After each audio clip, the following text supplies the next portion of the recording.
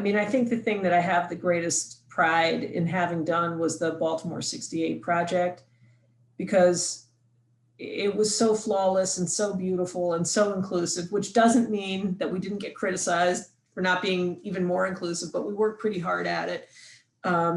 We did a really good job, and it was so it was just so interesting and so much fun to do. And I had the good fortune to work with people like Betsy Nix.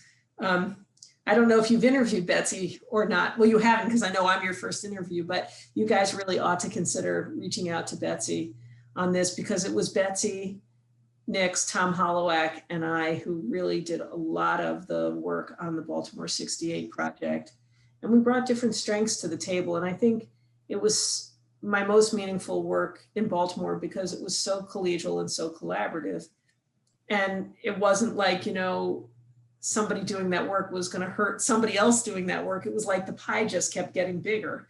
So it was deeply, deeply satisfying work. And we included lots of students, and students did such important work for that project. And I think one of the things I take away from UB that I'll always treasure is that because our students are themselves stakeholders in the communities from which they come, they actually provide entree for faculty into community life in Baltimore. So in some ways, that's not how so it's a shared authority, right? Because faculty don't have the standing in the communities that our students do. And that was an enormous gift. And I think one that I would find very hard to replicate anywhere else.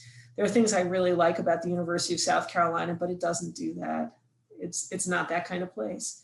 So UB to me was very, very special because of that.